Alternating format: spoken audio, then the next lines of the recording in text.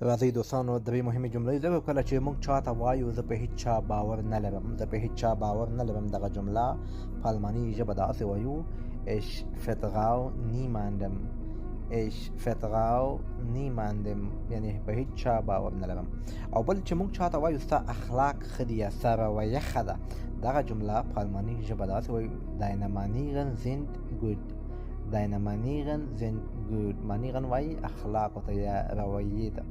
او بل چاته موږ وایو دا ستاسو کار نه دی یا خپل کار سره کار لره، موږ وایو که نه چې خپل کار سره کار لره دیگه ستا هېڅ کار نشته ده، بیا دغه جمله په الماني ژبه داسې وایو das geht dich nicht an، das geht dich nicht an.